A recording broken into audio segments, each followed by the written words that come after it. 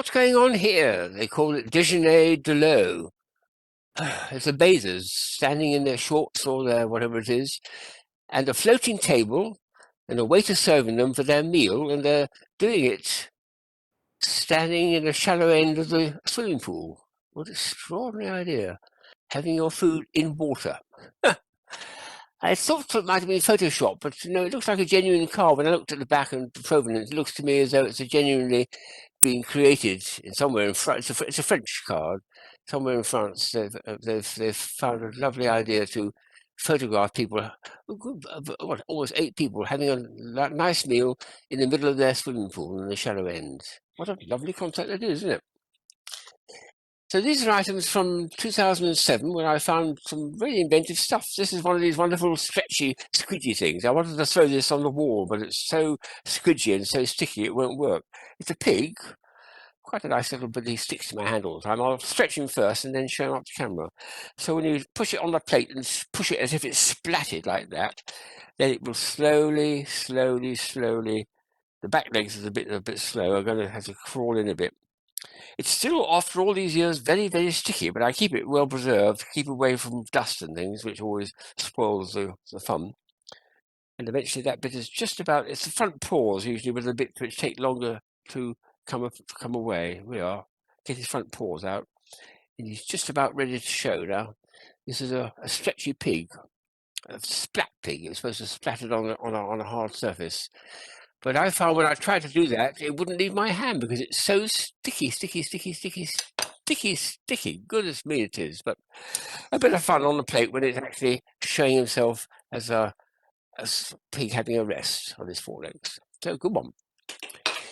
Here's one of these lovely ballpoint pens, which I like because it's got features to it which are very unusual.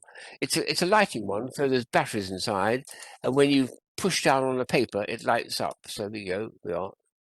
And the light carries on up. There's an LED there, lights up.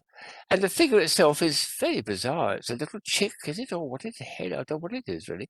But it boxes, of course. Things box like that. I like the idea of having a wobbly head. Let's see if it gets into focus, because it's quite cute, this.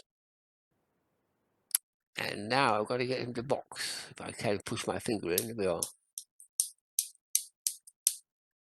And the other one, if I can get it, there. He's looking really good. You do both. Whoa, champion. But I do it with my thumb. It's easier to do than I think. Which, boom, both of them together like that. Boxing front and boxing back. What a bizarre piece. And then with the light up feature as well underneath, I think this really finishes it off. But there we are.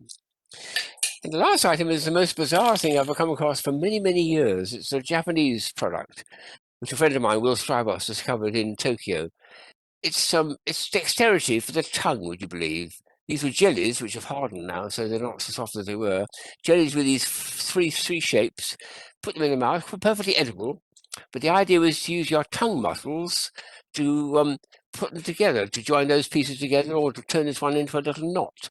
And they helpfully provide you with a little piece of mirror paper, so you can watch yourself trying to struggle to do it.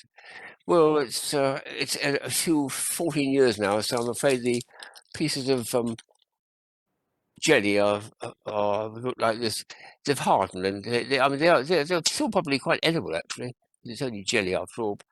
But it won't perform like that because it's too rigid. But the idea is to turn that in with your tongue. I find it difficult to do with just my fingers, let alone my tongue, into a knot like that inside the mouth, watching yourself on a bit of mirror paper, which they thoughtfully provide for you. So quite the most bizarre thing I think I've ever come across. There's a whole bunch of them in there, sitting there, waiting to be used, but I don't think they will now. But if you're getting really advanced, you can start doing things like this. Imagine making one of those in your mouth, using tongue muscles. Dexterity of a high order. My goodness me, they think of the most extraordinary things in Japan, don't they?